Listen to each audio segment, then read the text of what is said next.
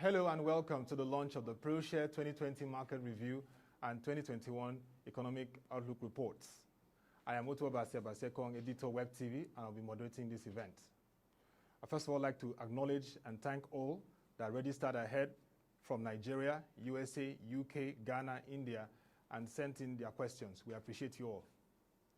2020, which marked the turn of a new decade with prospect of growth and development, witnessed the unprecedented COVID-19 pandemic that disrupted the global supply chain, adversely affected global economies, and pushed Nigeria to its second recession in 4 years.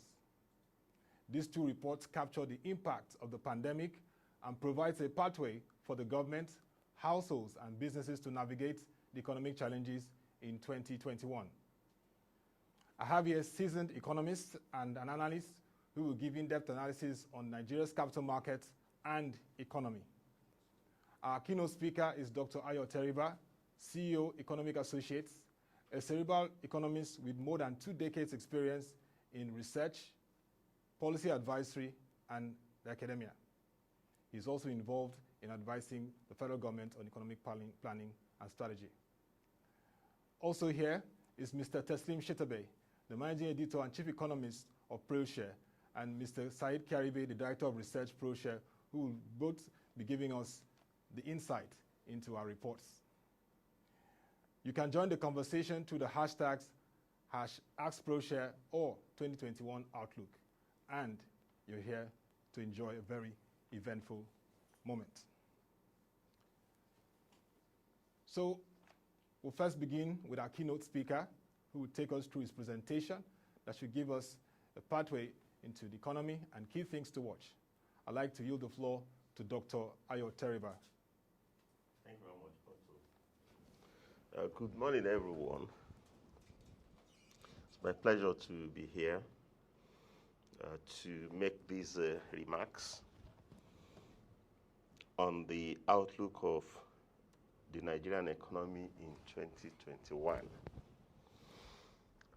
My remarks will be made under 3 broad headings: global update and outlook, national updates and outlook, summary, and policy imperatives.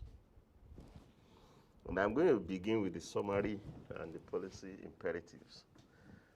I'd also end with it, so that we are clear in our mind what we are trying to achieve by looking at the global and the national updates. So the summary of the Nigerian economic situation is first the context. We have a global economic context in which exports are decelerating, but capital flows are accelerating. That was true in the build-up to the pandemic, and the pandemic reinforced those two tendencies. Exports had been slowing before 2020. Capital flows had been surging before 2020. Unfortunately, COVID pandemic froze exports.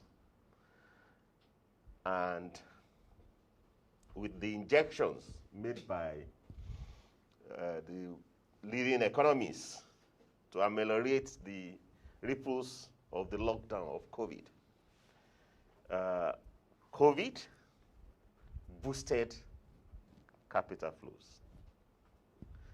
So you are in a situation in which, if you are depending on export revenues for the survival of your country, you are doomed, because it's not coming, and it may not come in the foreseeable future, for the simple reason that you may increase your output. You're going to ask OPEC.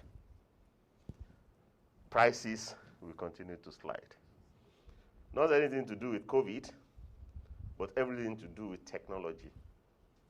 The world now has technology that will guarantee that the price of oil, the long-term trend of the price of oil, is downward. Whether you are talking of shale oil or you are talking of renewable energy. So oil is being encroached both from the supply side and through demand shift. It's not just oil. Because oil is an input to all commodities, so oil will spill over all commodities. Commodity prices will be weak. So you can produce more, but you can't grow your export values unless what you are exporting are not commodities, but services. Like if you have 5G technology to export, your export can grow. However, while countries have to deal with the loss of export revenue, the world bestows huge capital inflows, large enough to enable the countries that get their acts right to attract record inflows of foreign capital. That takes me to the point 2 under the context: emerging markets and developing economies. Emerging markets are in a race to connect global liquidity to local assets. And at the forefront of the race are China, which is the second largest economy in the world and the world's leading exporter.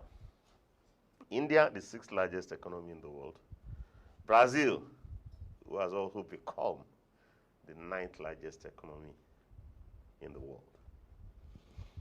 As of 2000, none of these countries were in the top 10. So they've been able to capitalize on the cheap liquidity on the global scene. And of course, exports eventually will follow. And the key point to emphasize as we look at the outlook of Nigeria is missing out on the race to connect global liquidity to vast local assets. So Nigeria missed out. I mean, China, India, Brazil were like Nigeria 3 decades ago. They've become very much unlike Nigeria, largely because they were quick to recognize the opportunities offered by improved global liquidity, and they've mastered the art and science of attracting global liquidity into local assets. We'll see more on this as we go. So the facts of the Nigerian situation is that the 3 essential types of liquidity, Nigeria is illiquid. You know, Nigeria has fiscal illiquidity, largely because the national income statement has been decoupled from the national balance sheet. Nigeria runs annual budgets that is essentially an income statement. And that annual budget has no connection whatsoever with the nation's balance sheet. And the strongest points on the balance sheet will be assets. It's not clear what Nigeria owns, much less the value of what Nigeria owns. Then equity.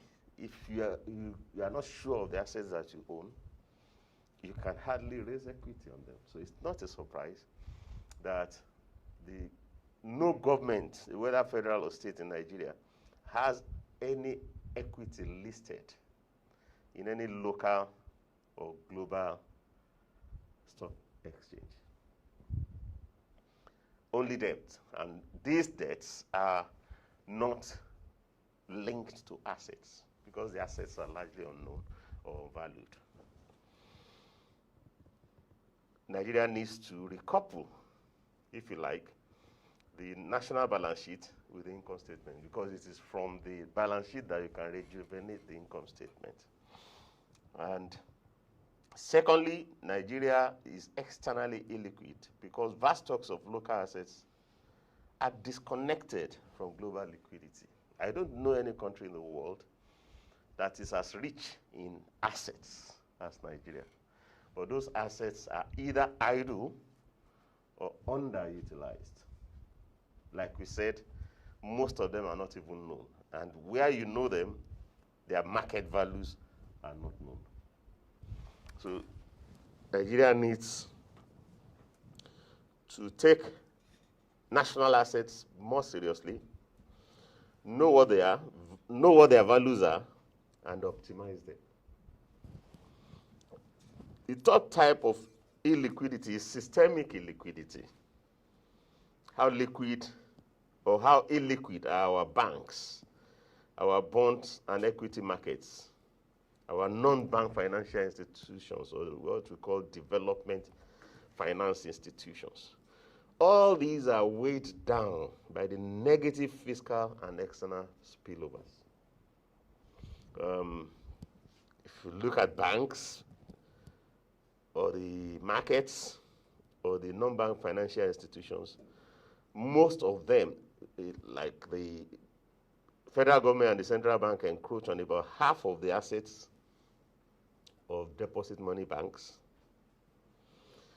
About 99% of the debt instruments in the bond market are liabilities of the federal government. Although the federal government has no equity issue. So you have a situation in the markets, the bond markets are 100% more or less government instruments. And equity is 100% private. And the non-bank financial institution, the biggest lies in Nigeria today are pensions. And about 85% of the funds mobilized by pension funds end up in government securities. So these are examples of how fiscal illiquidity encroaches on systemic finance, not only by crowding out private borrowers, but also by exerting upward pressure on interest rates. And the way in which external spillovers, encroach on systemic finance is that inadequate foreign exchange precipitates devaluation pressures. And in an environment of devaluation overhang, even the naira becomes a very poor store of value, much less of deposits or bonds or equity denominated in naira. So asset holders flee deposits. They flee Nigerian bonds. They flee naira denominated equity because of weak exchange rate. Now, foresight. Nigeria needs to proactively engage the three mega trends of technology. I've mentioned shale oil. I've mentioned alternative energy or renewable energy. And I haven't mentioned technology like biotechnology that ensures that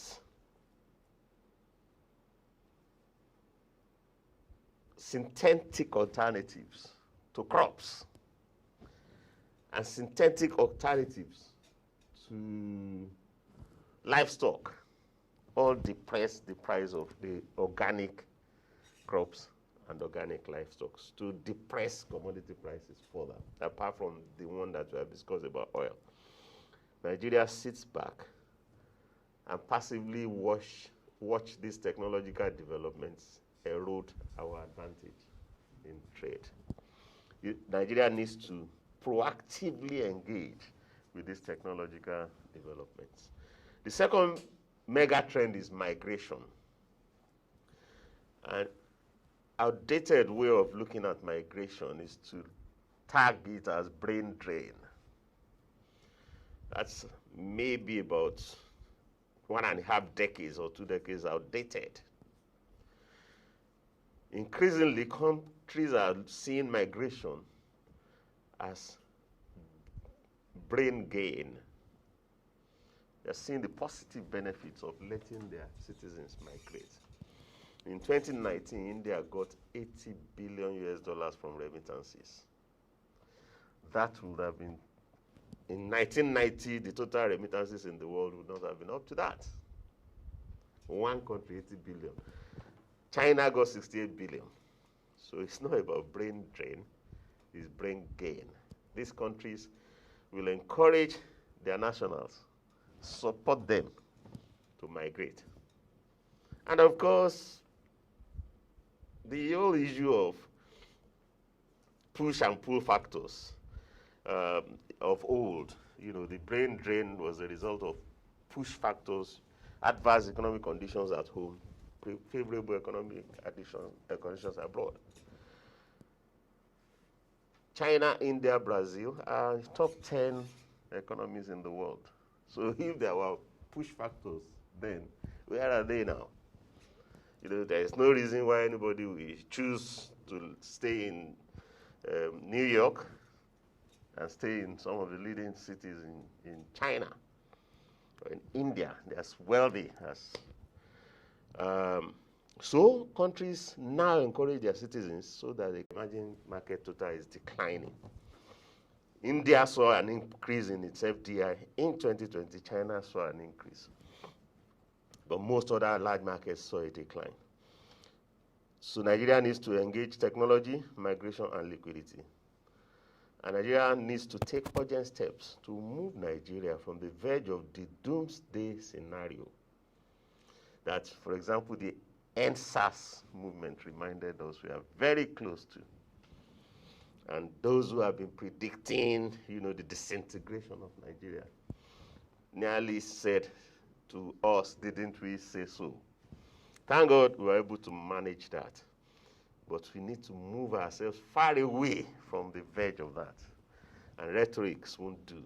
Concrete actions are necessary to push us towards an El Dorado scenario, similar to what India, China have created for their citizens.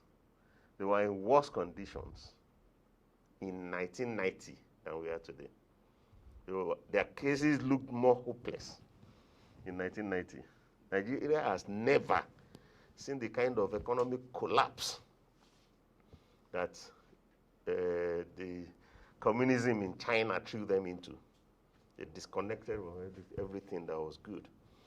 Or the kind of misery and woe that India saw when they were being socialist. Now they are connecting to global trends, and they're the better for it. So Nigeria needs to take steps to follow the examples of those countries. There's nothing cultural about their advancement. Everything is strategic. And Nigeria needs to address 5 strategic issues. Create an hatchery of investment projects. This is the biggest missing link in Nigeria's story to try and attract investment or solve its illiquidity problem or find the resources to fill infrastructure gap, to stabilize the country, stabilize the exchange rate, or push for growth or diversify growth, or reduce unemployment, or reduce poverty. Nigeria needs to create an hatchery of investment projects. Because the key question is, where are the fundable projects? That's what Nigeria cannot readily put on the table. India has a website. You tap that website.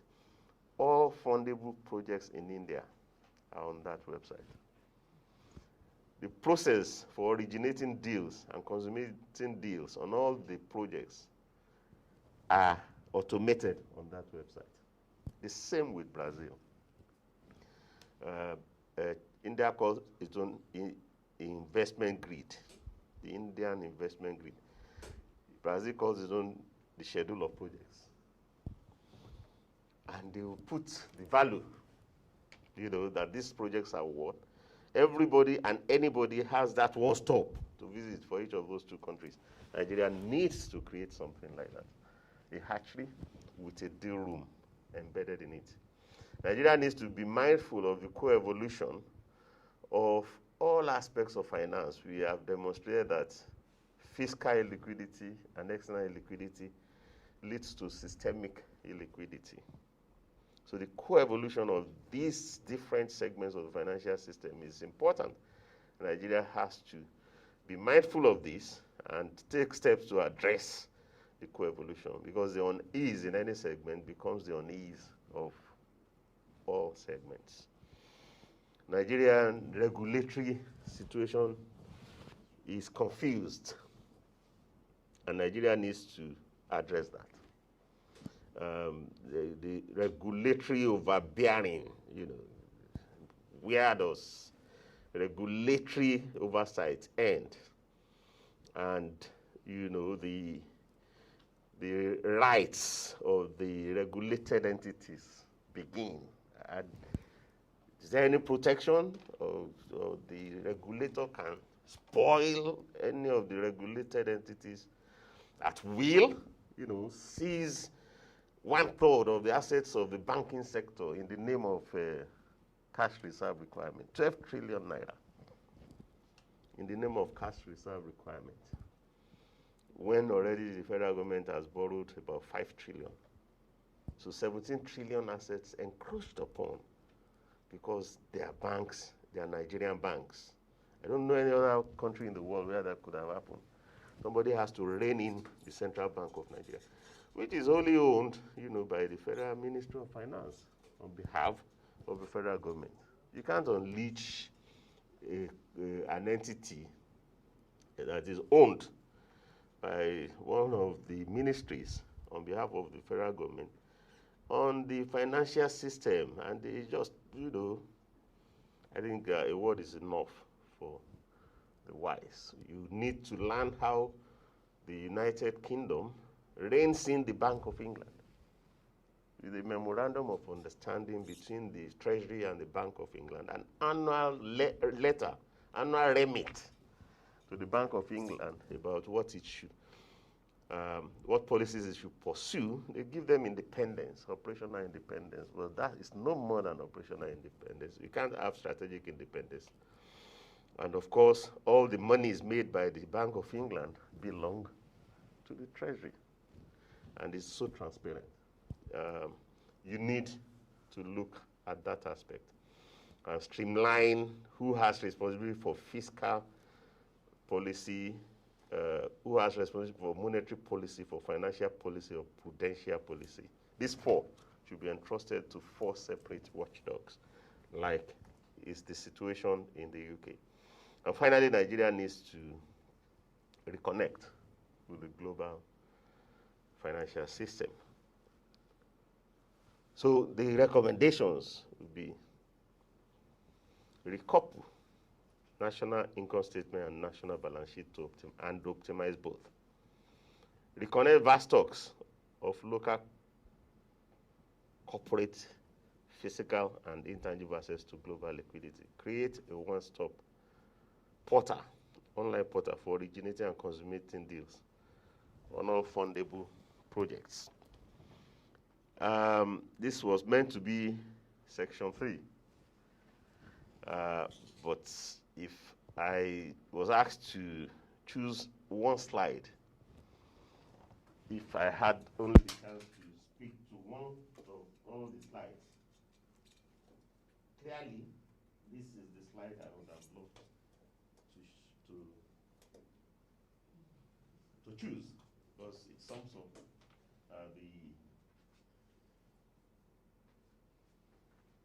the concerns across all the other slides. I don't know, moderator, how many more minutes do I have? 3 more minutes. Okay, so I do think that I've spoken to the central issues. This just goes to demonstrate some of the things that I've alluded to. That we are in an environment in which technology is depressing commodity prices. That's the blue chart, the blue line. And quantitativism is fueling global equity prices. So exports, this middle chart, exports are increasingly decelerating while capital flows are accelerating. And of course, these are 2, if you like, the global economy, or the real economy, thrives on those 2 engines. It's either powered by export growth, which leads to high GDP growth, or powered by liquidity growth, which leads to future growth. Because of the slowdown in exports, especially as worsened by the pandemic, global growth in 2020 has become negative. And the key question is, with some countries entering into second wave of lockdown, some countries entering into third waves of lockdown, how much longer will that negative effect of the pandemic on exports last, and therefore be a drag on the global economy? However, regardless of what's happening to exports and growth, liquidity is surging. And it's the key question is, for all the countries that are injecting money to ameliorate the ripples of the pandemic, how many of them can retain the money they are injecting? Because when your people are locked down, the money is saved, and the banks will look for returns. So it's no surprise that in 2020, China and India grew their FDI, while Europe and North America lost, inflows. And this is, if that's, the previous slide is a story of 3 decades of evolution. This is the last 1 year, in which oil price ended worse than it started, but equity prices, World Equity Index, ended better than it started, in spite of the pandemic. And it points to the fact that COVID didn't change anything. It merely, intensified the divergence of the global economic and financial paths. And the non-export flows across the world. Yeah, I mean, if you look at 3 decades ago, there was really nothing. If you see that export or you perished. There was nothing, that you could fall back on. You didn't have any type of major capital inflow that was up to even $500 billion. But today, if FDI and remittances have become big forces to reckon with. Donor money and portfolio flows are still very little. None is pulling $1 trillion in a year for the world, much less for developing countries. So clever countries are plugging into the FDI and the remittances. 80% of all the remittances sit in the emerging markets. So if you are clever, you will quickly develop strategies to connect with either remittances or FDIs. The countries that are doing best the most have exited the donor funds. They are donors themselves. They are net donors. China, Brazil, India, they are net donors. So trying to get more donor funds tend to poverty. Relying on portfolio flows tends to national poverty, because portfolio flows are the least reliable. They come when you don't need them. They leave when you need them. Whereas FDI flows and remittances are the most reliable. They are the biggest, and they are the most stable. But the story is that only a few developing countries have mastered the art of attracting FDI and remittances. And Nigeria is not among them. Nigeria needs to become one of them. And to grow your FDI, we show the deal counts as published by UNCTAD in World Investment Report.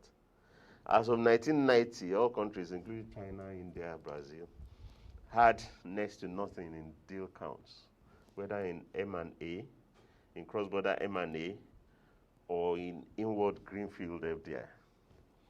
But at that time, the world was illiquid. The funds were not there.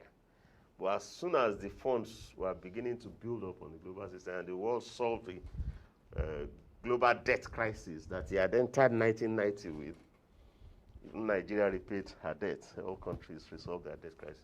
They began to bring the deals on. And your ability to attract FDI is not about talking about FDI or traveling abroad looking for investors. Charity begins at home. Where are the deals that you want to attract FDI into? Now, the average number of deals that Nigeria offered in M&A in the last 15 years was 6 per year, cross-border M&As, compared to 131 per year in Brazil, 135 in India, and 159 in China. Mergers and acquisitions involving government-owned entities, where Nigeria continues to own 100%. These are ways to attract equity. Nigeria has no equity listed in any market in the world. And the deal count for greenfield investment deals is, for Nigeria, average from 2006 to 2019 was 49. The Brazilian deal counts was 319 a year. So we were doing 50 deals a year. They are doing 319 a year. India was doing 795 deals a year, greenfield projects. China was doing 1,155 deals annually, average. So you want to get FDI, bring on the deals. That's why we're saying create a hatchery, create a deal room. Brazil is attracting investment to build roads, to manage forests, name it, from airports to rail lines and stuff. Nigeria is looking to borrow from one of those countries. Do what they're doing. Don't wait for them to bring on the deals to attract equity and you want to borrow from them. And yeah, we've discussed the issue of the systemic liquidity, fiscal, and I don't think there's any need to, repeat it. It's just that compared with the rest of the world, Nigerian banks are the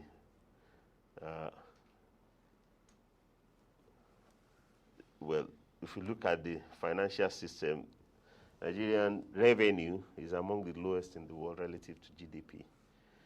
The systemic assets of banks, stock markets, and non-bank financial institutions and bond markets in Nigeria is about 50% of GDP. And in the sample of countries we look, only Tanzania has something lower. Every other country has something bigger. There's no way you can grow if you don't have financial depth. And also in external liquidity, we have about 10 in foreign reserves, or now about 8% of GDP. Where some of our peers have 50% of GDP or 65% of GDP in reserves. You may say those are extremes, but these are the other oil exporters in Algeria. Most countries have 20%, of GDP, and Nigeria has to raise that count. So we need to meet higher thresholds of systemic liquidity. We need to raise the capital inflows into the country. We need to ensure that there is more funds revenue in government coffers by linking revenue with assets. You can earn income from your assets, and you can leverage debt on your assets, and you can raise equity on your assets.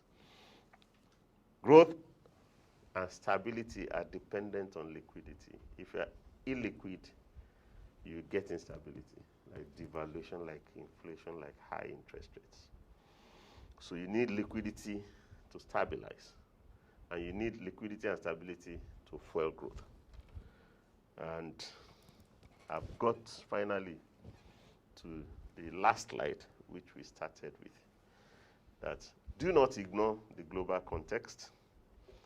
The way out is not to be suffering from the negative consequences of weak commodity prices that is coming from the global scenes. The way out is to connect with the new ways in which the global environment is making countries prosper. that connect local assets with global liquidity. And there's no need to repeat the recommendations that we have made, especially also the need for Nigeria to proactively engage with the global megatrends to take steps to move Nigeria towards the El Dorado scenario and to address the 5 strategic issues that we have identified. Thank you very much. Thank you very much, Dr. Ayo Teriba, for a very deep and highly informative presentation. We appreciate that. And it brings to the fore, again, what you said, growth and stability hinges on liquidity, and Nigeria must position itself to attract liquidity through capital inflows. You've mentioned foreign direct investment and remittances. We'll now move on to the next presentation. We'll be taking a review of activities in the capital markets for year 2020, and of course, what we should be expecting going forward. And we have Mr. Saheed Kiaribe, Director of Research, Proshare, who will be helping us with that presentation. And over to you, Saheed. Good morning, everyone. I will be sharing key takeaways from the Nigerian Capital Market Report 2020. The report in section 1 starts with a general overview of the global equities market in the year 2020.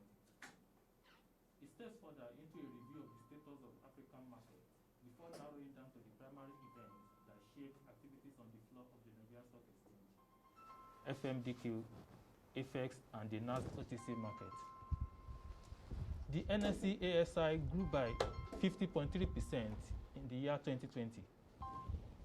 This made the exchange the highest yielding among major exchanges during the year under review, despite a production shutdown and job losses.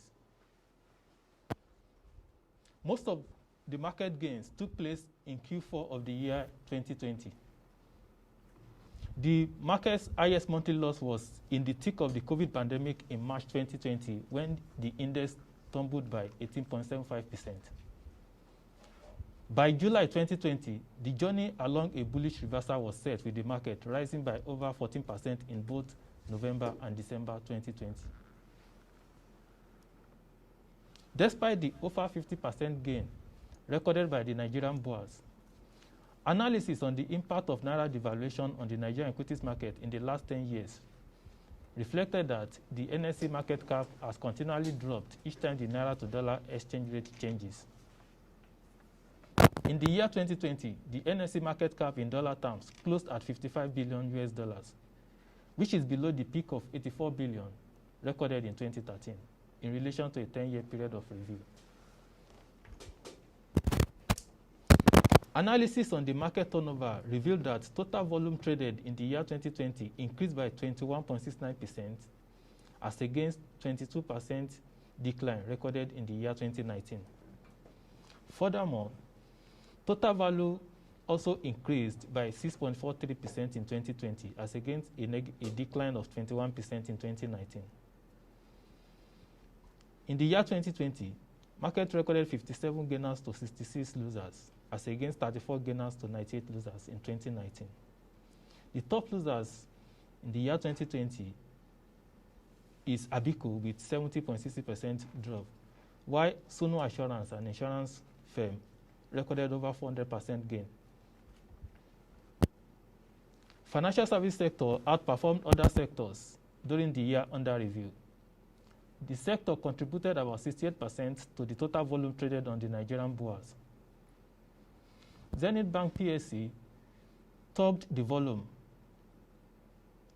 in the financial service sector by volume, while Guaranty Trust Bank topped in terms of value.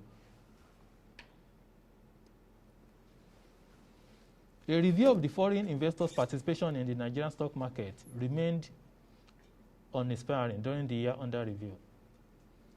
Their participation, however, revealed that out of the 9 out of the 11 months reviewed showed that it consistently dropped. This suggests that foreign investors may have sought good returns elsewhere. The participation of the foreign investors in the Nigerian market attained a peak of about 96% in trading in the month of March 2020, while it dropped by about 57%, which represents the highest drop on a monthly basis in the month of September 2020. So from the month of March to November 2020, the participation of foreign investors in the Nigerian equities market dropped consistently. A review of the NSE sectoral indices revealed that NSE Industrial Index recorded the highest gain as it inched up at about 90%, while the NSE Oil and Gas Index recorded the highest loss. In terms of new listing and delisting in the year 2020, the Nigerian Stock Exchange witnessed 1 new listing and 5 delisting, as against 3 new listings and 7 delisting in 2019. Furthermore, a review of the number of listings witnessed in the last 15 years revealed that 31 quoted companies have been listed on the NSE by IPO in the last 15 years, while 26 has been listed by introduction. It is important to note that in recent time, more companies have been listing on the NSE by introduction rather than by IPO. On the NSD market, a review of the activities on the NSD OTC market revealed that in 8 out of the 12 months under review, the market closed positive. The highest gain was recorded in the month of June 2020, which is about 3.48% gain, while the highest loss was in the month of July, which is about 0.25% loss. Section 2 of our report deals with matters concerning fixed income investment and the local currency market. The fixed income instruments saw yields squashing during the year as investors dissatisfied with falling yields pulled the drug from the market and reverted to equity investment, especially between Q3 and Q4 of the year 2020. Similar pattern was recorded in FGM bonds, treasury bills, and the currency market. Other asset classes, such as mutual funds and commodities, were treated in the Section 3 of the report. A review of the mutual bonds market revealed that the bonds funds recorded the best performance as it grew by over 400% year on year. The fixed income bonds is the second best performer with over 200% gain, while the real estate funds recorded the least performance in terms of net asset value growth. On the commodities exchange, the AFES commodity index recorded about 98% growth as of December 22nd, 2020, while commodities such as maize, cocoa, and ginger contributed to this impressive performance.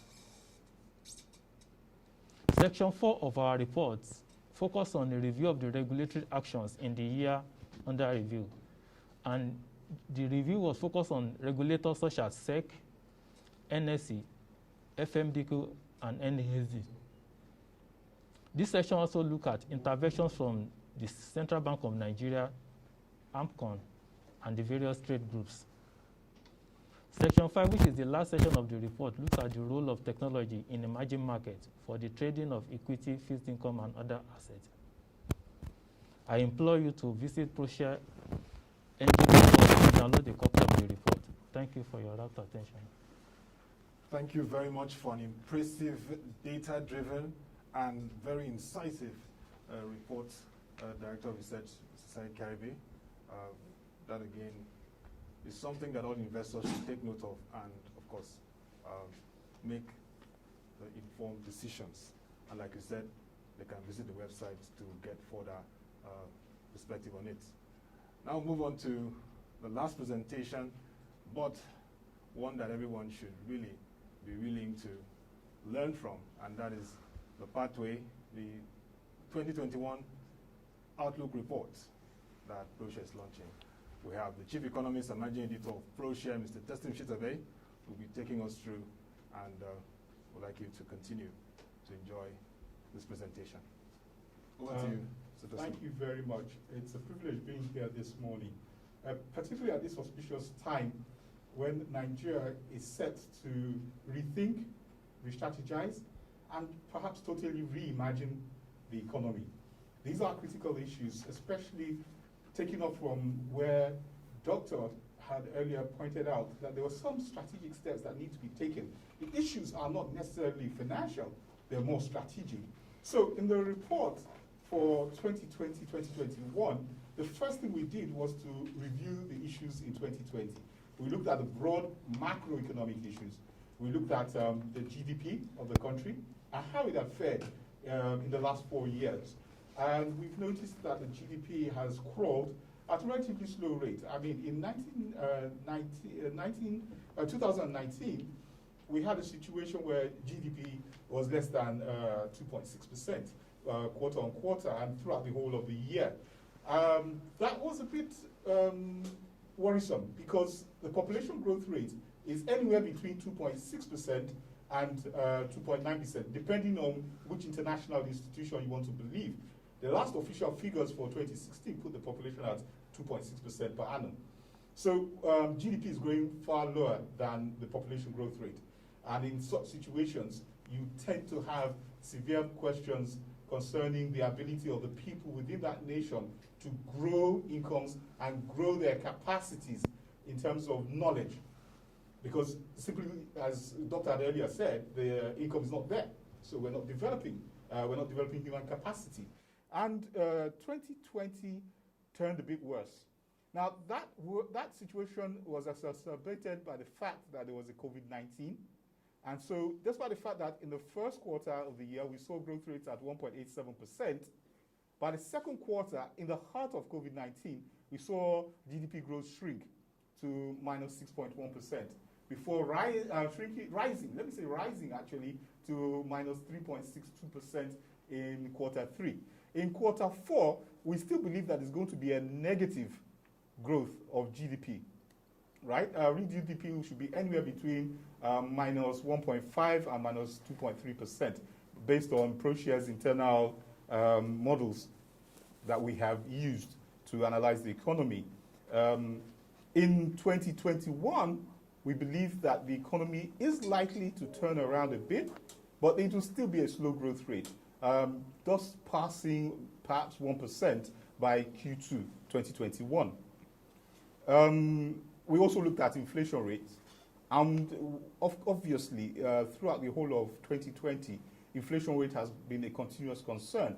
The central bank, in its wisdom, has allowed a situation of quantitative easing, where it's accommodated a lot of fiscal spending, not necessarily backed by productivity.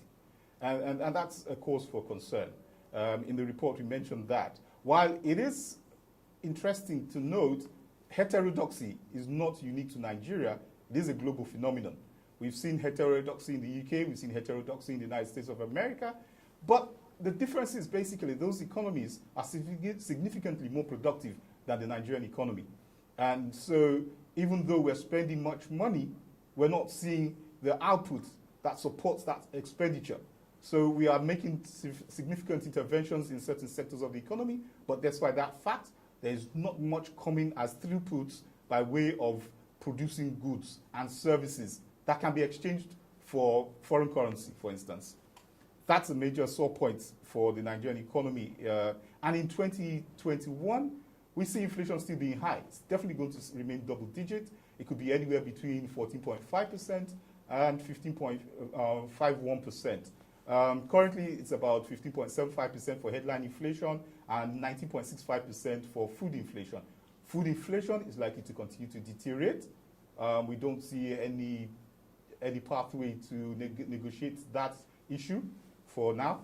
Headline inflation might temper a bit, but that will be going towards the end of the year, and certainly not before the end of Q2 2021.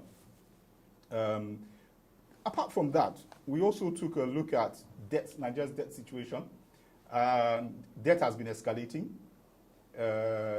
That seems to have grown the domestic debt market, and some people have seen that as a sign of market diversification and positive developments where the fiscal authorities are taking advantage of the capital market to raise funds. But as Dr. had earlier pointed out, this might not be the most optimal or efficient way about funding your economic activities, especially when you look at the fact that you do have assets that can be leveraged, that can generate the cash flows that could be used to grow the economy at a faster pace. So that is a major concern for us in this report. Another quick area that we looked at in the report is the Purchase Manufacturers Index, Purchasing Managers Index rather. Now the Purchase Managers Index gives a signal as regards to whether we're reviving our manufacturing activities by the fact that purchasing managers are spending more money in getting inputs and importing inputs for production. We found out that we've had a very poor position in 2020, where the manufacturers index has essentially been below 50. What countries really want to see is a situation where your PMI is above 50. It grew slightly towards Q4 in 2020, where we saw it at 49. But then again, that's really low. That's still low. We need to see the manufacturing index rise significantly above 50. But unfortunately for 2021, we do not see the index rising beyond 51.5%. That's for the PMI. Now, we also took a look at unemployment, which I think is an elephant in the room. It's a massive problem for the Nigerian economy. Figures hadn't been released by the National Bureau of Statistics for quite some time. But fortunately, we got the figures last year for Q2, and we saw that the domestic unemployment rate is 27.1%. And then we've gotten the domestic underemployment also, those who are working on the fringes of the economy, also above 20%. So you've got half of the youthful population of the country not actively engaged in productive activities, suggesting that Nigeria has a low base productivity. That makes us non-competitive in the international global market. And that's something that needs to be corrected, definitely. Going on from the unemployment rate, we took a look at capital importation. Capital importation, as Dr. has pointed out, is a fundamental area we should be looking at as a nation to improve our growth rate, as well as enhance our capacity to improve employment. We produce about slightly over 1 million tertiary institution candidates into the employment market annually, but whether they get employment or not is a different thing entirely. Capital importation in 2019 was 8.51% in Q1, but it quickly dissipated and dropped to $3.8 billion in Q4 2019. Fortunately, 2020, just before the COVID challenges came in, we saw a rise to $5.85 billion. But in the midst of COVID, that collapsed again to $1.29 billion in Q2 2020, and we saw a drop of $1.46 billion in Q3 2020.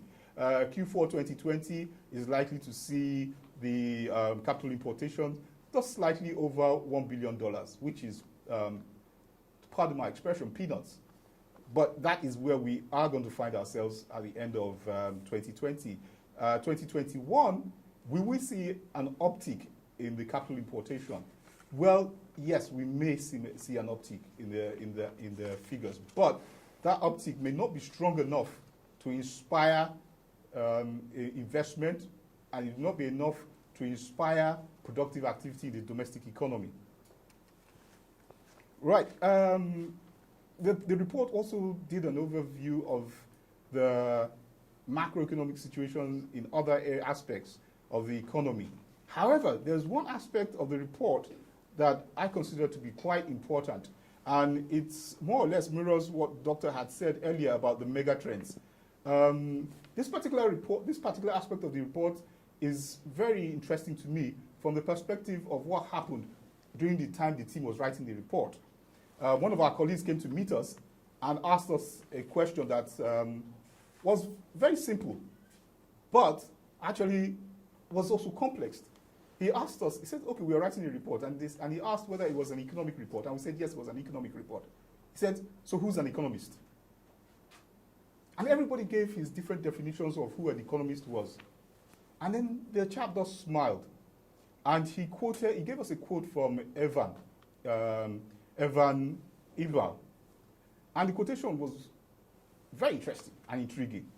Now, Evan Iba said, an economist is an expert who will know tomorrow why the things he predicted yesterday didn't happen today.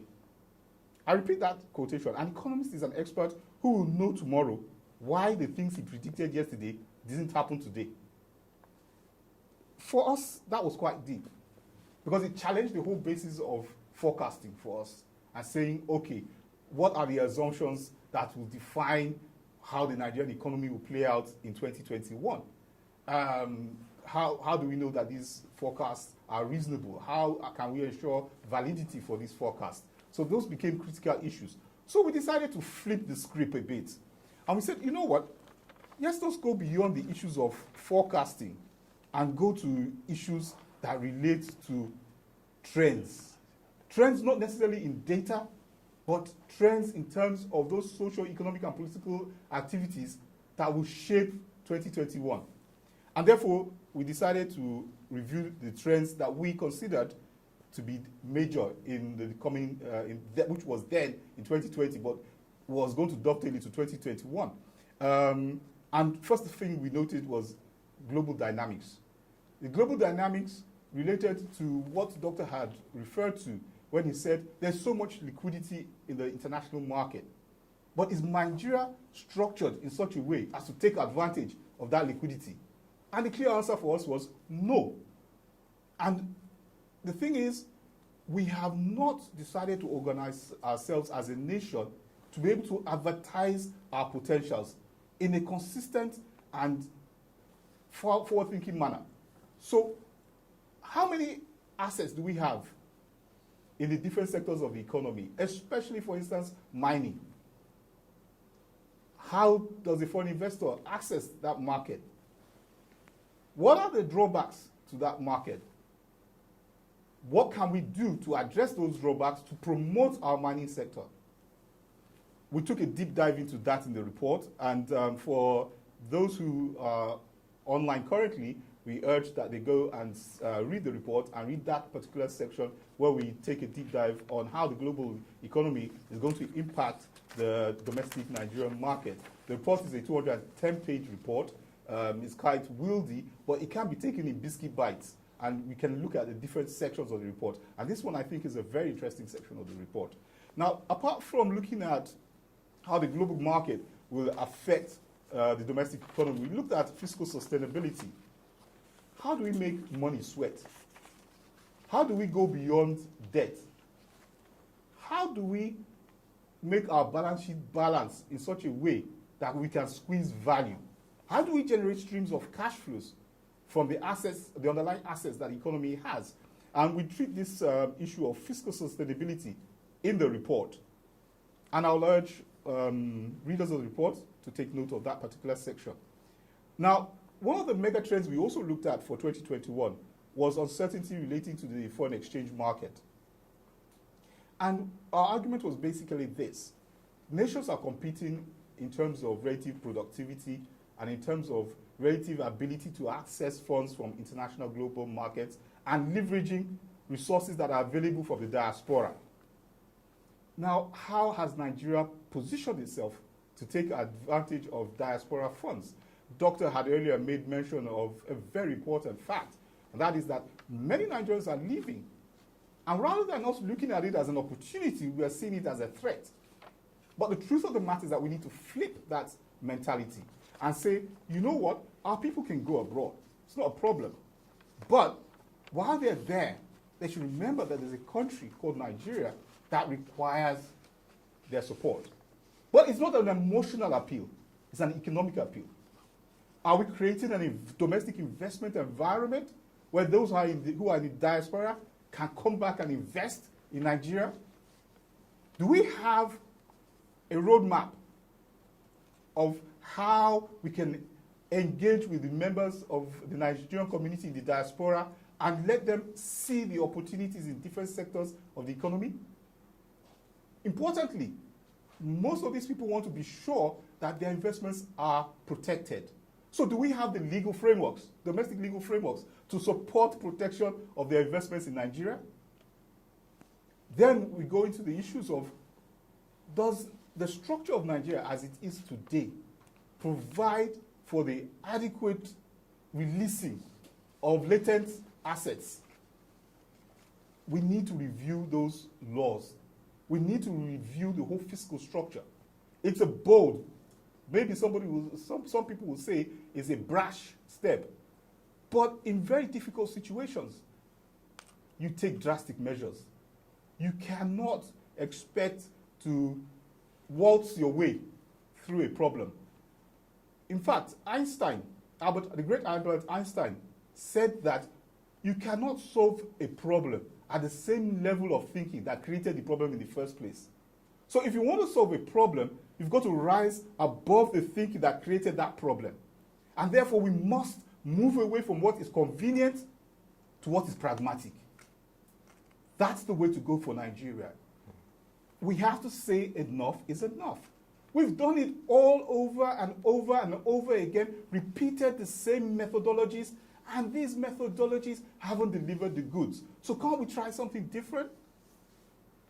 That's part of what we looked at when we looked at the foreign exchange uncertainty that's likely to pervade in 2021. Then we looked at the trilemma, which in Proshare we have actually called a quadrilemma. Because it's not just about the fiscal policy, the monetary policy, the exchange rate policy. There are much deeper issues of productivity. How do you squeeze productivity out of an economy such that your combination of your economic policies are positioned to unleash the latent potentials of the Nigerian? It's all right for us to do the bookkeeping. But if we're going to get out of where we are and we're going to be aspirational, we have to go beyond bookkeeping to visioning. What is Nigeria's vision board, for instance? Where do we want to be in 10 years? Where do we want to be in 20 years? Where do we want to be in 30 years? Now, when you've established the vision board, what is the action plan that supports that vision board? So while the monetary policy authorities and the fiscal policy authorities are dealing with the day-to-day grind of resolving immediate, which I consider basically to be operational issues, there are strategic issues that need to be tackled. And the report addresses this, that there is a need for a strategic shift. And in that strategic shift, Nigerians are going to have to rethink Nigeria, we're going to have to reimagine Nigeria, and we're going to have to re-strategize Nigeria. That is inevitable. We've seen the wonderful the figures that Doctor has reeled out concerning Brazil, concerning China, concerning India. And in 1990, they weren't there. They simply weren't at these positions. So what did they do? We don't have to reinvent the wheel. We can take from their playbook those elements that made them successful. Thankfully, Doctor has highlighted some of those procedures, some of those methods. Will it be difficult? Certainly. But does anything good come easily? Even in the broad issues of life, there are challenges. But it is not just about the destination, it's also about the journey. Because the knowledge comes from the journey rather than the destination. So we will learn, but we must have a destination. We must have a place we are going. Does Nigeria currently have a place that we are going where every citizen keys into that vision and does his or her own bit? We deal with that problem and say that, look, we look outside the normal conventional fiscal and monetary policy issues to look at the bigger issue of long-term productivity, long-term employment. How do these authorities, the fiscal and monetary authorities, talk to each other? And I also should add the trade authorities, because Dr. rightly pointed out, you're not going to borrow yourself out of poverty. You're going to trade yourself out of poverty. You've got to establish, and people will not trade with you if they can't identify value. So it's about identifying those values. Are we advertising our values in an appropriate manner that people will want to do business with us? Is Nigeria open for business? We talk about the ease of doing business. Beautiful. Beautiful things. But in the broader scheme of things, does the person abroad look at Nigeria and says, I want to put my money there? Yes, we've seen portfolio investments come in, but like Doctor has rightly pointed out, those are fly-by-night hot money. When you need them most, they're out. When you don't need them, they come in. Because you're already successful, so they want to join they want to join the party and also want to be part of that success. But when you have difficulties, that money won't stay. The patient capital, the money that stays, is the money that has a long-term vision. And that's what we say should be the focus of fiscal and monetary policy. It shouldn't just be tactical, annual, but it should be long-term, strategic. Now, we talked about in the report about constrained productivity as one of the mega trends.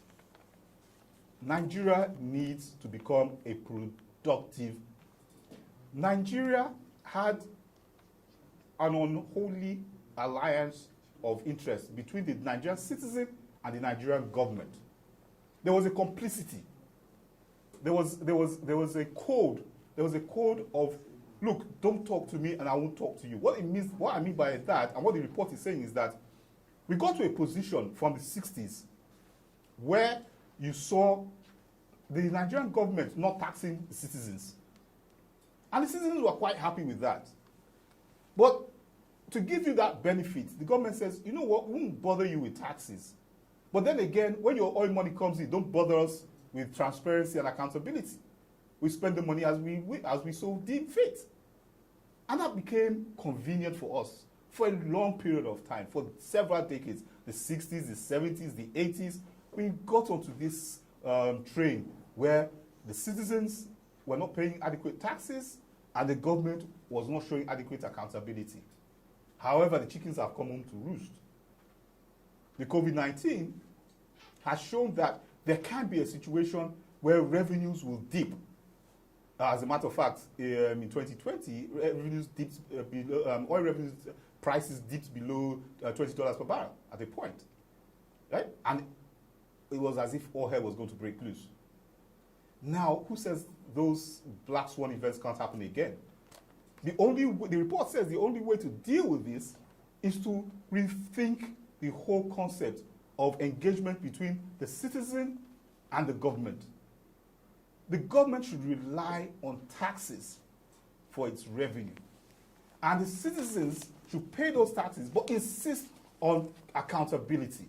You must tell me how you're spending my money, right? And then there must be a broader engagement where the citizens' aspirations, it's like a company and a business and a client or a customer. The company is in the business of meeting the aspirations of the customer. In fact, you are exceeding his expectations. If that is the case, and we take the government as a company and the Nigerian populace as its clients, then the government needs to exceed our expectation. And it's not going to do that with the old mindset. Mindsets need to change. We need to go into the mindset of productivity. The government needs to squeeze every naira of productivity it can, and the citizens must be prepared to give every ounce of productivity that it can also do. Now, in doing that, there are a lot of issues that need to be resolved at the macroeconomic level and also at the microeconomic level. There are two levels that we need to take into account. But because of time constraint, I won't want to go into details, but those who read the report will read some of our recommendations in this regards into increasing domestic productivity. One of the mega trends we're looking at in 2021 is also accelerated credit penetration. We are saying that a lot of economies that we're seeing today who have done well have leveraged credit. I'm not talking about credit as regards government borrowing, but I'm saying that manufacturers, people in the service sectors can have access to credit at reasonable prices, making them sufficiently competitive that they can take on the world.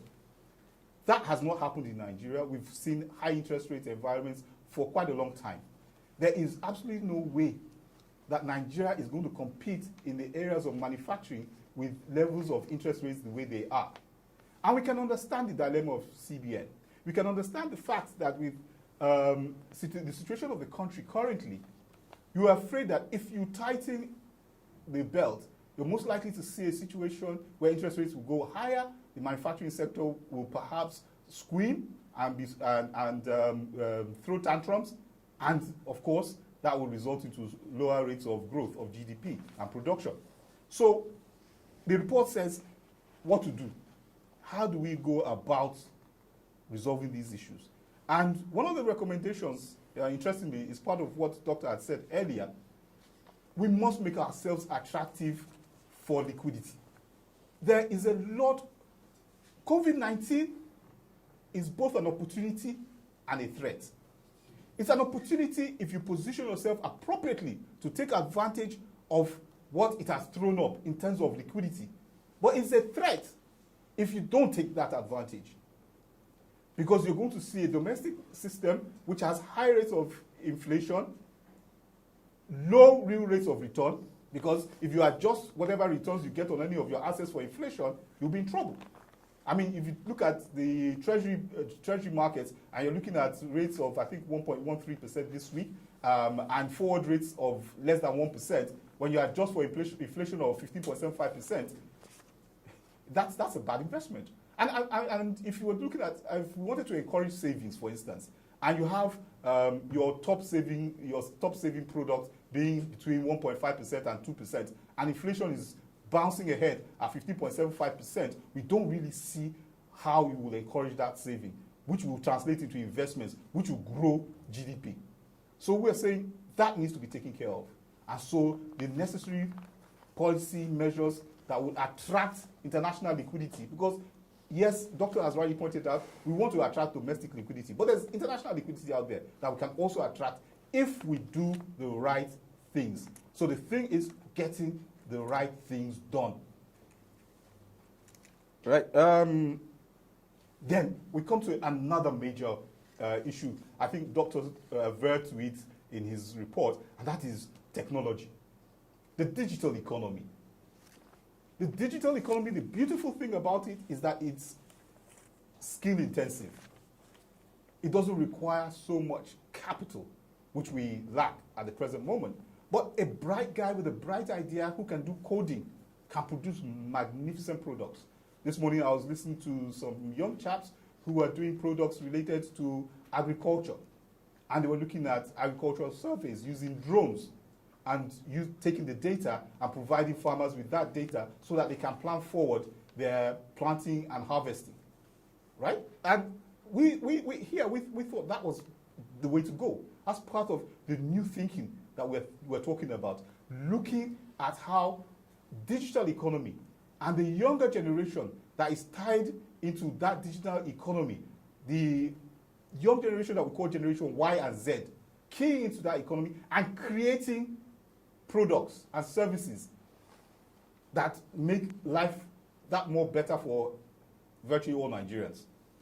So here we talked extensively about how the digital economy will advance the cause of Nigeria in 2021, if we want to take advantage of that. Okay, now, maybe here, I'll end here on a final note, and it's something that we don't tend to take too seriously, and that is security and socio-political stability. Nigeria has, especially in the northeast and increasingly in the northwest, seen tremendous amount of disruption. Disruption from pastoralists and herders conflict, disruption from insurgency, disruption from kidnapping. And we've taken these issues with kid gloves. But the point is, if you pump so much money into agriculture, how does the farmer go to plant if he's not secure, if he's not safe? He won't go to plant, right? Then how do you encourage a foreigner to come into the country with his hard-earned money when he's not sure that he'll be able to live? He will leave the country alive with his returns. So it's important that we address this fundamental issue of socio-political stability and security. And I'd like to say that the participants to this digital platform should kindly go to Proshare's website, download the report, and share their opinions with us. Well, we're going to open opportunities for Nigerians to engage in the various issues that have been raised during this session. And we would love to really discuss with Nigerians on the way forward in 2021. Thank you very much. Thank you very much, Managing Editor and Chief Economist of Proshare, Mr. Teslim Shitta-Bey. I would say this was apt, robust, and very instructive for the path Nigeria must take in 2021, particularly being a productive economy. Let's take it to the interactive session, the Q&A session. And I would like to thank our participants once again for sending in their questions and comments and views. So I'll begin with the capital market, and the first question is from Chukudi Ogbogu. And Chukudi Ogbogu is asking, will the equities market perform well in 2021, irrespective of what happens in the money markets? This goes to Mr. Saheed Kiaribe. You want to be answering it one by one. Why don't you give okay. a bunch of questions? Give me a bunch of questions. Okay, maybe I'll take him first, and then we will go around. Is that the only question for him? There's several. Yeah, there's just two. Is that the only one for him? Yes, he has two. Chukwudifu, the first question, you have that one.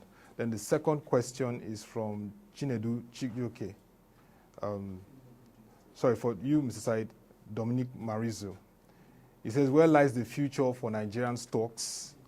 Is it upwards or downwards, given the complicated and complex business environment of today and considering the current exchange rate regime, which does not favor foreign participation in our stock markets? Those are the two questions to Mr. Said.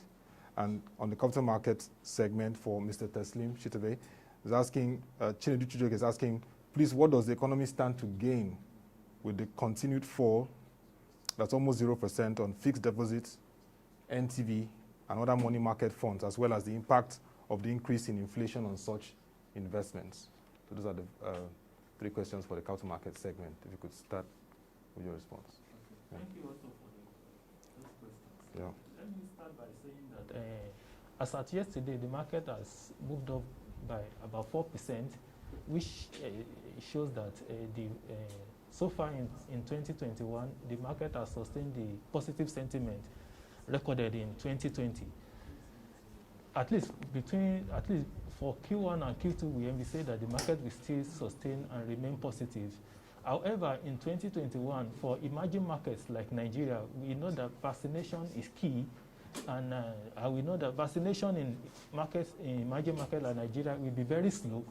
We envisage that the market will sustain the positive sentiment, provided that the vaccination is done in a manner that it doesn't jeopardize the current positivity that has been recorded. And also, if there is, we envisage that there won't be any lockdown, provided that there won't be any lockdown. Hopefully, we expect that the market may sustain the positive sentiment recorded. And also, in terms of foreign participation in the equities market, one key factor that will help drive the participation of the foreign guys in the market is FS liquidity. So currently, we know the benchmark for the oil price has been put at around $40 or so, and oil is currently is trading above the benchmark. If this tempo is sustained, which we feel it might not be possible, if there are more FX liquidity, the foreign guys might find their way into the market. So because that is key to them, and is a factor that will help increase their participation in the markets. As it was stated in our report, from the month of March down to November, their participation has been dropping consistently over time. Mr. Teslim, Okay, the question was about the fixed income securities market. Yeah. Well, the fixed income securities market will be challenged throughout 2021, undoubtedly. The market currently is going through what technicians call backwardation. What that means is that spot rates on the market, spot yields on the market are actually higher than longer-term tenured instruments. So the very short-dated instruments have high yields, and the longer-tenured instruments have smaller or lower yields. That's what the technicians call backwardation. In other words, it's an inverted yield curve. That will continue to happen in this market. Inflation rate is going to make mincemeat of yields of fixed income assets. And so, as Dr. Said earlier in his report, which was very brilliant, most of these instruments actually are debt instruments of the government, right? And there is a tendency for us to say that they are risk-free instruments, where they're perhaps risk-free to the extent that they will not be default. But when you adjust values for inflationary impacts on their yields, they are quite risky assets, you know. So as inflation goes up, you're going to see a great amount of riskiness, and you're going to see a migration of people away from fixed income securities, and you find them looking for value in other assets like equities and increasingly cryptocurrencies. All right. Thank you very much for those responses. I'll go to Dr. Teriba. There are several questions for you, Doctor, so you could take note of them. And there's an interesting comment also that we got on YouTube. So let's start with the questions. James is asking, what's the implication of the Joe Biden presidency in the U.S. for oil price and energy markets in general? That's the first question from this section from James. The second question is from Babajide Sofenwa, and it relates to the Africa Continental Free Trade Agreement. He's asking if negative, that is Nigeria really ready for the AFCFTA?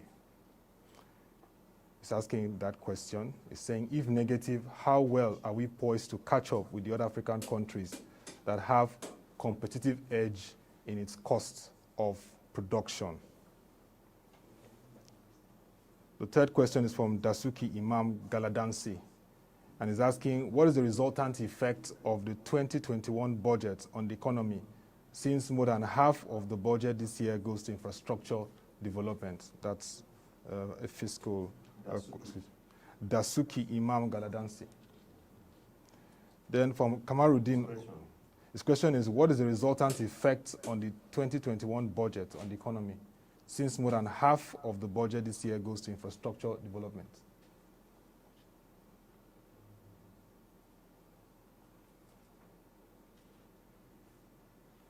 The next question is from Kamaruddin Oladosu, and is asking, what changes do you think are necessary to improve the experience of foreign portfolio investors with regards to fund repatriation?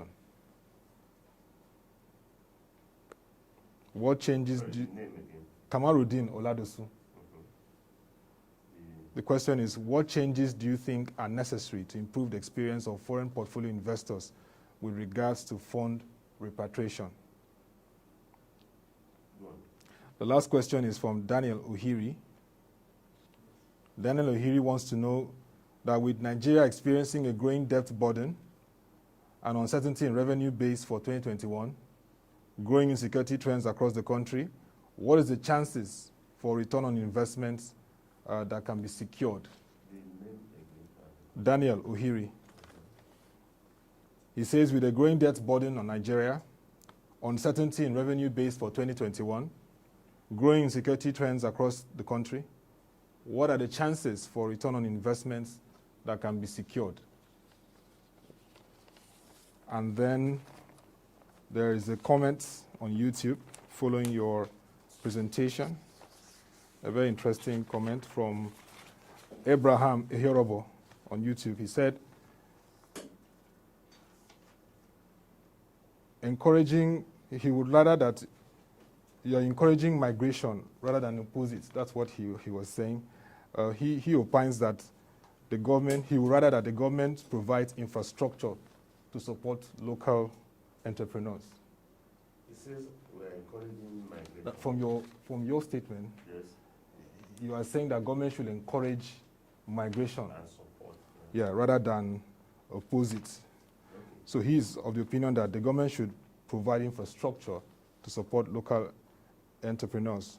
While Mr. Remi Babalola, in response, he said, both encouraging productive migration and the development of infrastructure backbone are not mutually exclusive. So you may want to, if you still want to respond to that, but let's take your responses to this question.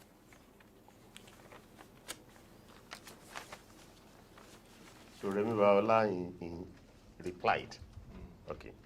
Thank you very much for all the questions. I'll take them in the order in which they've been asked. How is Joe Biden going to impact oil price? You have to be very careful in trying to figure out what's going to shape commodity prices, whether oil or any other. It's not going to be Joe Biden. It's not going to be Saudi Arabia. It's not going to be Russia. It is going to be technology.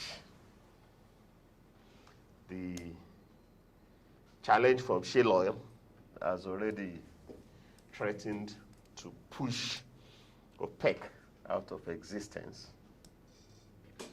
The challenge from renewable alternatives definitely will push OPEC out of existence. So energy types that were previously thought will remain the exclusive preserve of fossil fuel, they're shrinking.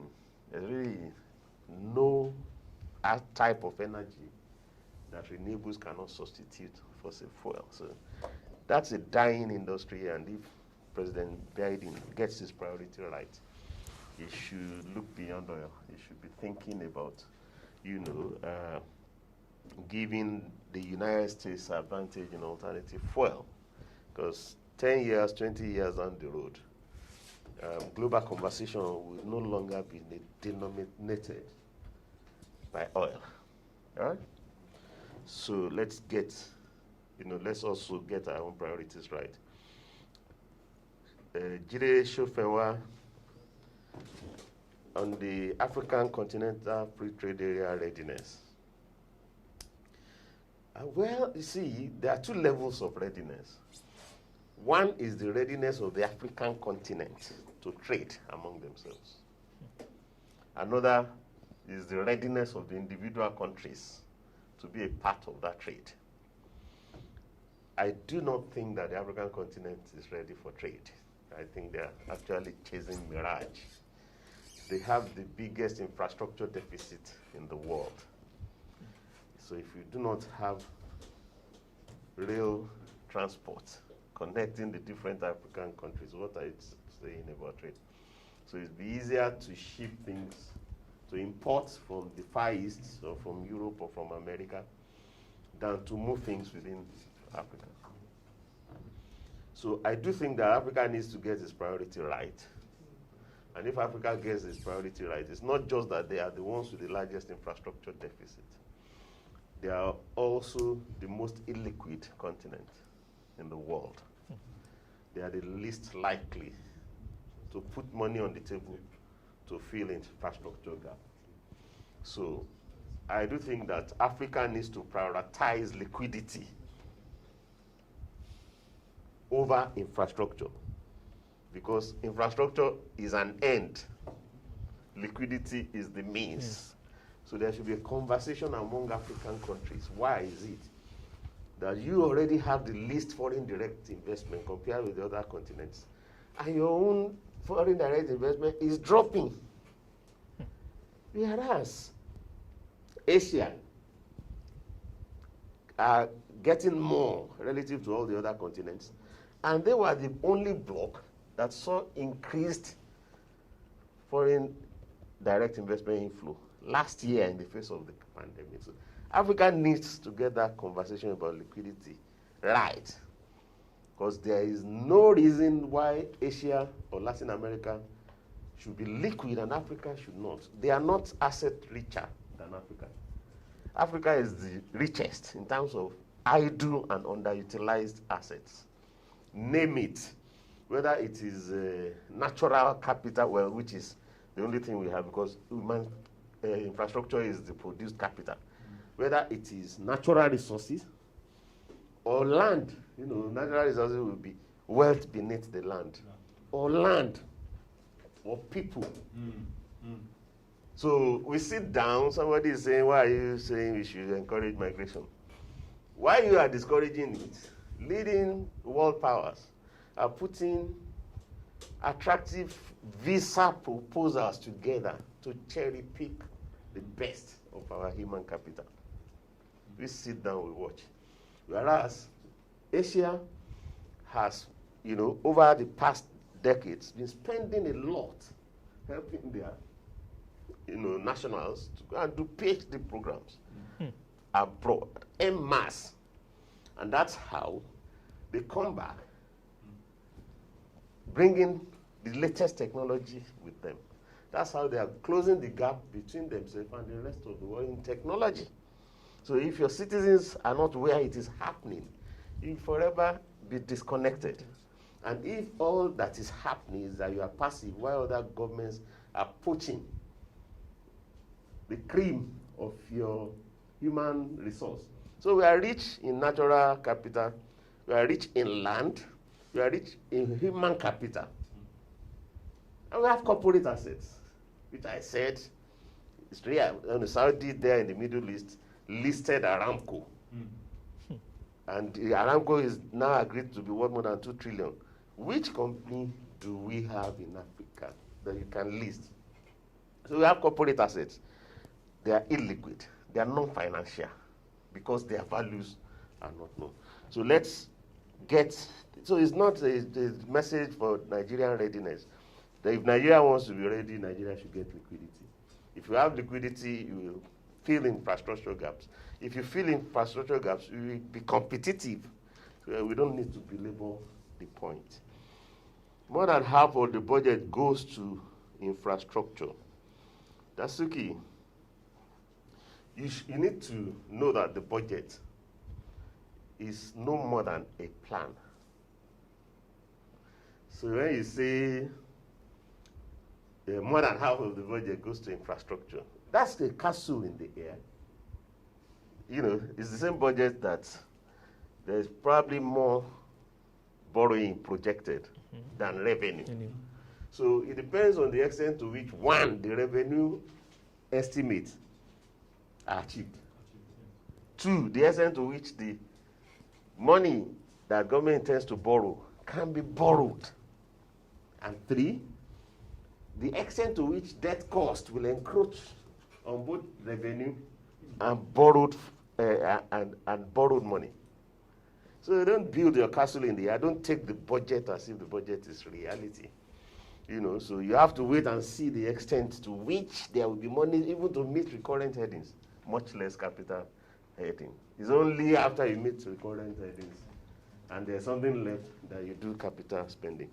And by the way, all governments have always allocated a lot to capital headings, but most of them end up not finding the resources with which to, you know, achieve the projected budget. So we should be putting the budget to reality test. Kamaruddin, improve the experience of foreign portfolio investors with regard to I do not know, I'm not aware that foreign portfolio investment cannot repatriate their profits. Because I don't understand what you mean by that, because if a foreign portfolio investor puts his money in bonds, bonds are discount instruments, so you get your money return up front when you sell off. So I don't want to get into that. But I am saying that if Nigeria needs to reorder its priority, it should be FDI and remittances that we should be looking for, not portfolio investment. If they come, we welcome them, but that's not what we should be trying to encourage. It is very futile to encourage foreign portfolio investors that will be here in good times and will be the first to leave at the slightest sign of a bad time. Don't waste your time with foreign portfolio investors. Don't waste your time with trying to get donor money. You know, get FDI, get remittances, become a donor, and foreign portfolio investors will never leave once you create the conditions that are right. Daniel, debt burden, revenue uncertainty, insecurity, and the implications for return on investment. Well, I'm sorry. Return on investment is said to be positively correlated with risk. Yeah, so investment is about taking risks in the hope of a return. So each investor still have to take responsibility for his or her own decision. There is nothing we can say in an outlook session that we can't wish risks and uncertainty away. So the idea is you have to, try and see the extent to which uncertainty can be reduced by engaging in conversations such as this, so you can calculate your risks more clearly and decide whether to remain or to reallocate your resources. Yes, so we can't do that for you. And the last response to Abraham's point about migration and local infrastructure is apt. And Abraham needs to understand that in a globalized environment, you can't go to sleep and be looking for opportunities domestically alone. Okay? You have to strike a balance. So it's not about, why am I saying Nigeria should unlock liquidity? So that we can close infrastructure gaps. Okay, so I'm not concerned about we closing infrastructure gaps. But I'm also saying that if you look at the countries that are growing the fastest, the developing countries that have moved into the top 10 in the, conspicuously, if you look at China, if you look at India, they have the biggest hinterland. They have more than 1 billion people within their countries. They're as big as the African continent in terms of population. But they don't rest on their oars, saying, let's develop infrastructure at home and ignore the migration space. They build as much infrastructure in the global migration paths for their nationals. If you look at Chinatown, in our own backyard here, which I believe has been built by the Chinese government, okay, to create a migration path for the Chinese. If you look at the Chinese restaurants behind your house there, next to your office, which are run by Chinese, and generations of Chinese, if you go and interview the Chinese running it, his grandfather probably was in that, and his grandchild is still going to come. So they've created migration paths for their citizens in ways in which we haven't.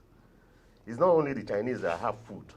Nigeria also has very nice food and beverages, and there are Nigerians in the diaspora. So if we also construct a path where Nigerians can eat Nigerian food, look at the Chinese Indian chain stores or corner shops.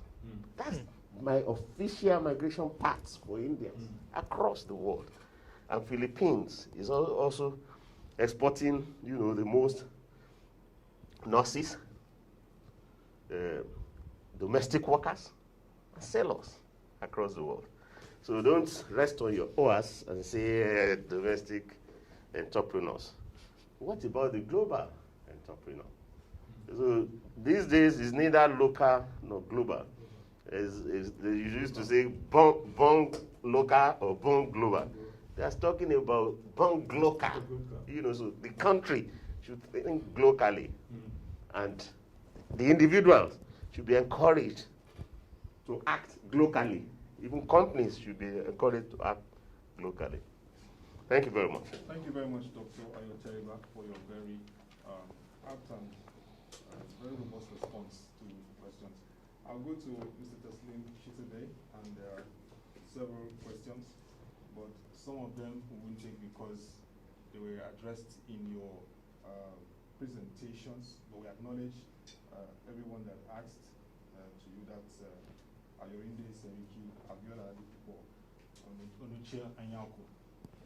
We will take from some of them, but some of them have already been addressed in the presentation. So you don't need to made. respond. So we'll just take the ones that are pressing because of time, so we can wrap up. The question comes from Afola and Olusegun Abraham.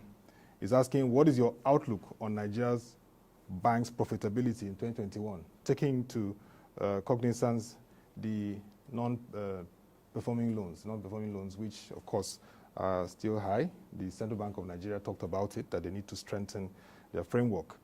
This is occasioned by the COVID-19 pandemic. That's the first one. Then, of course, Abiola Adedipupo asked, can it be said that Nigeria as a nation and the government have effectively coordinated the fight against the pandemic? Because from this discourse today, this launch, we've emphasized the fact that response to the pandemic, vaccinations and all that were very key to stabilizing the economy. And if you want to make quickly a comment on what Oneche Anyaku has asked, because you've talked about it, the inflation is to be tapered. He's asking, how can the weakness of the Naira and its impact on inflation be handled in 2021 to protect purchasing power of citizens? Ayo India already talked about what you said, that we need to rethink and strategize the economy. He was asking, what is the remedy to move from a consumer to a producer? And it's in the report. Of course, they can get further updates on that. Thank you. I think I'll start off with the question of inflation. And my approach to inflation is basically that Nigeria needs to improve productivity. See, at the very heart of the challenge, it's a productivity challenge. Milton Friedman says that inflation is always and everywhere a monetary phenomenon, right? So, I mean, it's about the CBN being able to control money supply. But if it does that in the current environment, we're going to see a downturn in GDP. So they're in a dilemma, which has transmitted to a trilemma, which has morphed into a quadrilemma, when you take exchange rate into consideration, when you take domestic productivity into consideration and all that. But for me, I think it goes back to what Doctor has said about liquidity. Can we attract liquidity?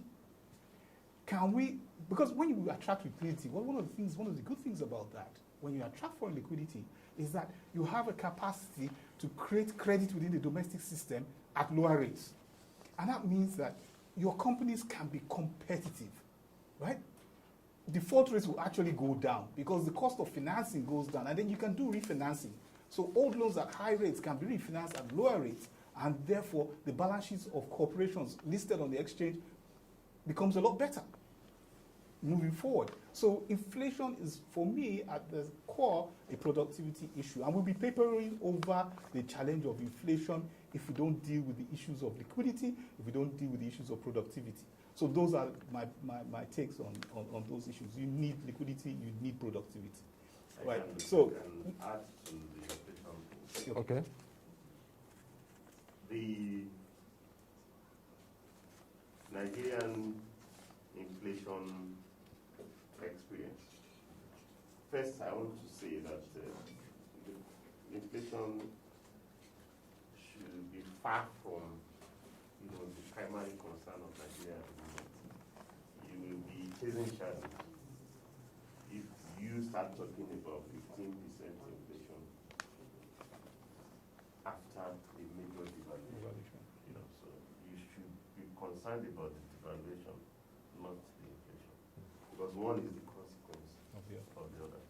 Nigeria's inflation is not the result of growth of money supply. okay.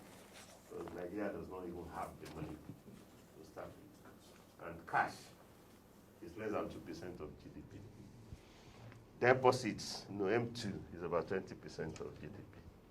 There are African countries that have deposits that is 100% of GDP or more. There are so many emerging markets that have deposits, 200% of GDP. So the banks can finance the economy twice over.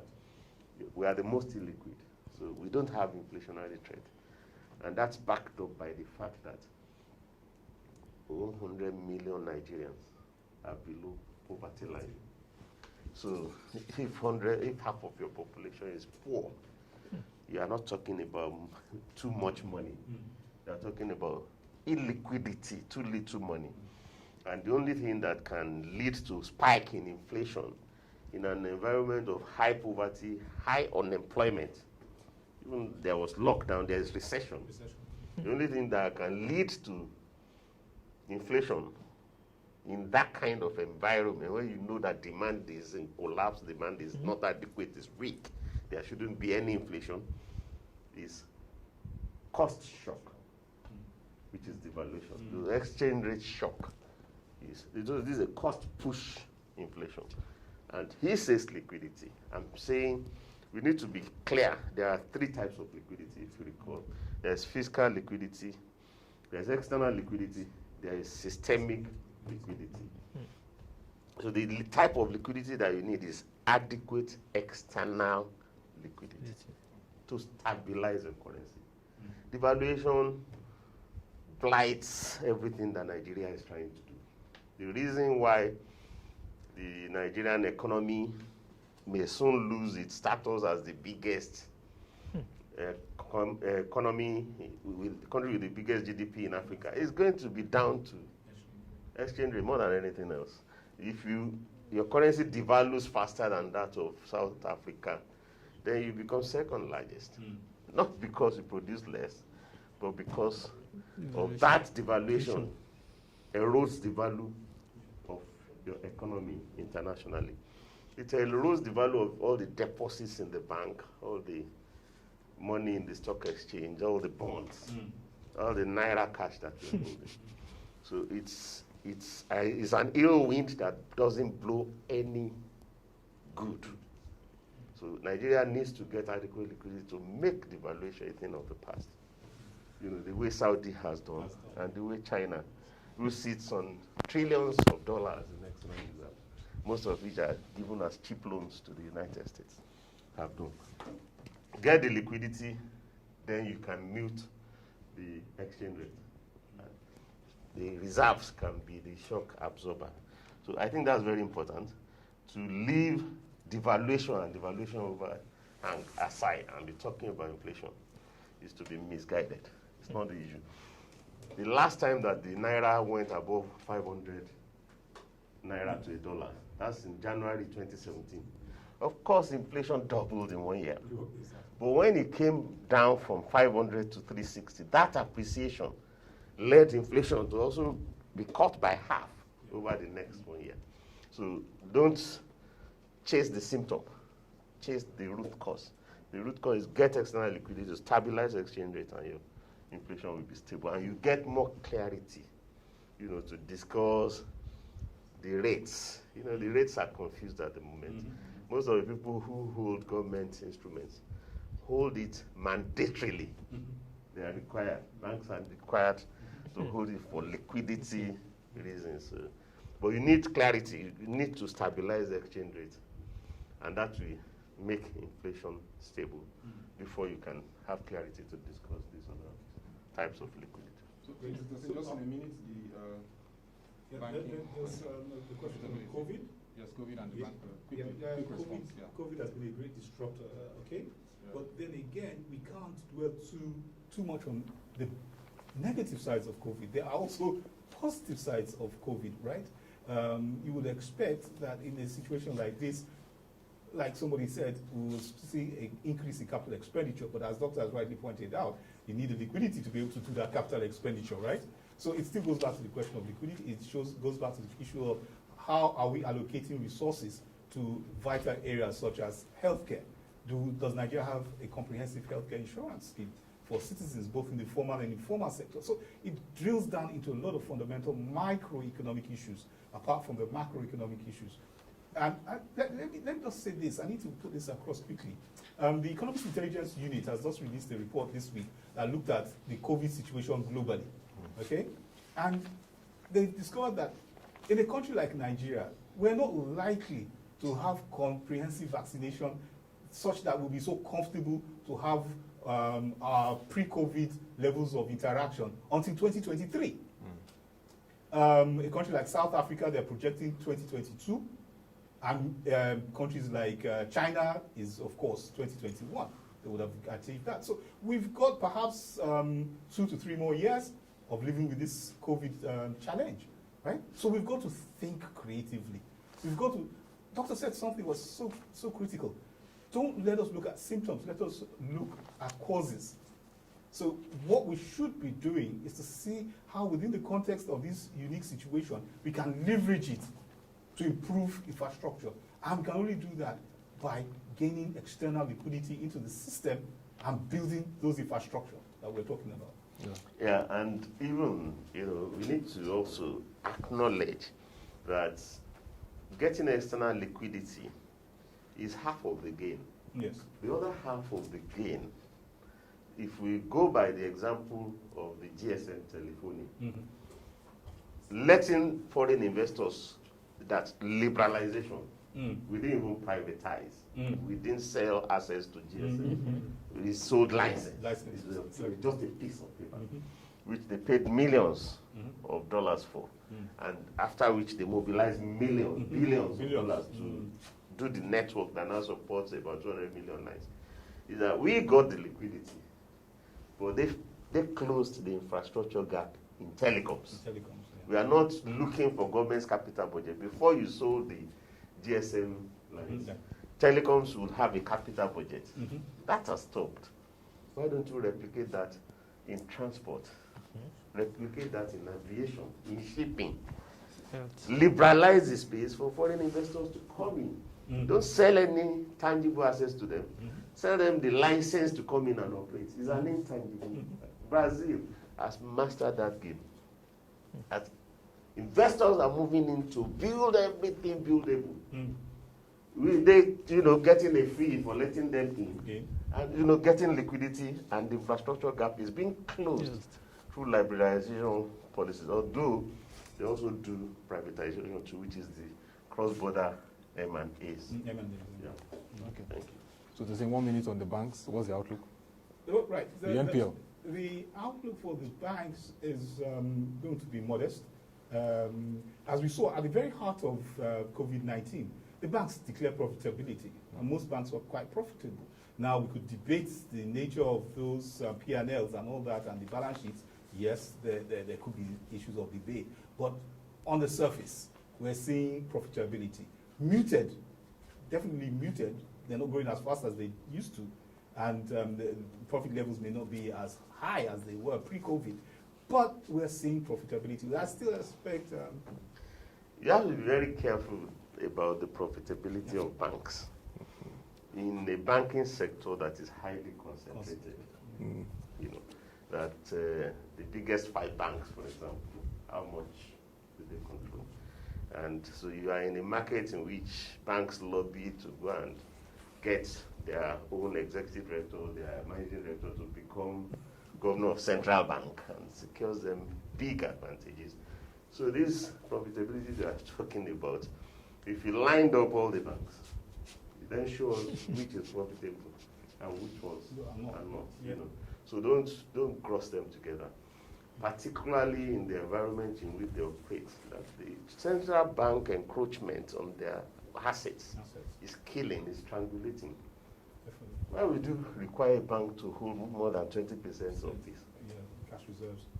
Zero interest rate cash reserve. That's 12 trillion. Go and check the central bank statistical bulletins. In the 35 trillion asset sector, 1/3 of it is encroached upon, and you are saying they are profitable. The ones who have their former EDs as their regulator, or have their former MDs as their regulator, gain unfair advantage. And we all watch it. We are all ignorant. We all pretend that there is no conflict of interest. There is no other country in the world where you go and appoint a bank MD as the governor of central bank to supervise the bank that has worked for 3 decades. There's no other bank in the world. One deputy governor in the Bank of England was made to resign because her relation works in a bank. Here, you will go and pick that relation that is working in the bank and make deputy governor. And so be careful about the process. You need to ensure that the central bank eases its regulatory environment on the banking system. You need actually an MOU between the central bank and the Federal Ministry of Finance. Restraining, the powers that the central bank is becoming tyrannical, and that's not good for any modern society. This is a democracy, for goodness sake. Where president is elected to rule. You are appointees, you are not even elected, and you ride roughshod, over the system. I think we need to be modern. We have to be civil enough to put an end to that, and we should learn from the Bank of England's practice. They have a fiscal commission, that's the watchdog for fiscal policy. They have a monetary policy committee, that's the watchdog for. They have a financial policy committee, that's the watchdog for financial policy. And they have a prudential regulatory committee, that's the watchdog for supervision. Yeah, the Bank of England chairs all those three committees of the Bank of England, but there are external parties that restrain the influence of the bank. So Nigeria needs to be civil, and try and make sure that the playing field is not only level, but it's also fair. All right. Thank you. Thank you very much. Thank you very much. And it's been a very, very interesting Q&A session. And for all those who could not attend to their questions, thank you. We will continue to engage you via our social media platforms, and offline we would respond to everyone. Thank you very much for your questions, comments, and views, and we would continue to engage. Now, we'd like to get your few minutes closing thoughts on this conversation today, Dr. Teriba, just in a few minutes. You should have told me. Right. I spoke at the beginning on the outlook of the Nigerian economy in 2021. We are coming out of a year in which maybe it was our worst in recent, made worse by the pandemic. The liquidity, the unemployment, the devaluation, the recession, the inflation, you can go on and on. The economic narratives have been unflattering. But the outlook, there are silver linings on the global scene in that, yes, oil prices will remain poor, but liquidity, the surplus global liquidity means that Nigeria can ask for any amount of liquidity it wants now, and it will get it. Not by debt, but by equity. And asking is the thing you did when you liberalized the GSM telephony, and you got uptakers that have not brought liquidity and blocked that gap. The thing you did when you did the pension reform, bring deals on the table. The world will take them. So it's first and foremost about deals. It's second about the transparency of those deal processes, coordinate it. So it's not that this agency of government is putting one deal on the table and another agency of government is putting another deal on the table. They end up selling to different parties and they end up in court. So coordinate the investment process, have a deal room. Let the deals be visible, let the deal room be coordinated. So agencies are not stepping on one another's feet. Nigeria can raise liquidity in the way that Brazil, India, and China are raising it. Brazil was the worst example of a foreign debtor in the developing world 30 years ago. We were better off, we had debt, but we were better. Now they have one of the best examples of how to get liquidity. Join that example. So the outlook is, we usually do scenarios. Will the present situation continue? Will 2021 end up being what 2020 was? Another lockdown looming, low prices, devaluation overhang, and so on. Will it even be worse than 2020? So you do the most likely scenario is the present situation continues. The worst case is that you get something even worse than the present situation. And the best case is the El Dorado scenario. Now, the El Dorado scenario is within our reach. But we can't talk our way to it. We will need to act our way to it. And the remarks that I gave at the opening are the steps that the country needs to take to decidedly push the country out of this rhetorical scenario in which it's all about speeches and no progress. And away from the doomsday scenario that we got close to NSAS and the looting and burning, etc. So we need to move ourselves out of those two scenarios into the El Dorado scenario that Brazil is walking into, that India is walking into, and China. So many, I mean, there's Indonesia, there's Mexico. So it shows that in today's global environment, developing countries can emerge and they can actually catch up with their. Nigeria needs to reconnect with global liquidity. So what's going to make the difference to the outlook is what government does. And I hope that our government, will rise up and give us the change that has been promised. It's possible now in spite of the pandemic. Thank you very much. Thank you, Dr. Ayo Teriba, for that very robust closing report. Now, we move now to our closing remarks. A vote of thanks for this event. Of course, this was the launch of the Proshare 2020 review report of the markets, and of course the 2021 outlook report looking at the economy. We had as keynote speaker Dr. Ayo Teriba, and of course we've had Mr. Teslim Shitta-Bey and Mr. Saheed Kiaribe. So we'll go on to the closing remarks now for this event. And helping us with the closing remarks is the MD of Proshare, Mrs. Grace Adejare Ajuwon. Over to you. So,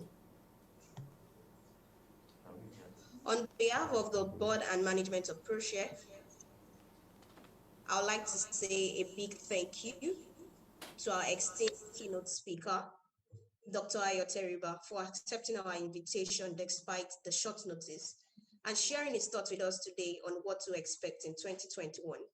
My sincere appreciation goes to our founder, directors, and the entire Proshare team for tirelessly ensuring that Proshare delivers data-driven facts and figures for intelligent decision-making. We appreciate everyone that participated, commented, and sent in their questions. We will definitely endeavor to respond directly to those we could not take their questions today. And to all our subscribers, followers, clients, and partners, we appreciate your support and remain yours to serve. We encourage you to stay connected with us and look out for other reports coming in 2021 as we keep you abreast of happenings in the business, economy, markets, technology, and regulatory landscapes. Thank you very much for joining us, and do ensure to stay safe. The reports will now be available for download on www.proshareng.com. Thank you very much. MD Proshare, Mrs. Grace Adejare Ajuwon, for that very wonderful vote of thanks. And like she said, reports are available now. All you need to do is visit our website, www.proshareng.com, to download them. This is very incisive. The Capital Market Report Review 2020 and the 2021 Outlook for the Economy. You need to know the path Nigeria needs to take. You need to also know what needs to be done in the area of policy that will impact the populace. Thank you for being part of this event. And of course, one important thing you must do this year is that you must stay safe. As you can see, we're taking all the measures. You also have to take that measure. To come your way again, having this very special edition has been a great moment. Thank you to all that joined. Have a nice day and stay safe.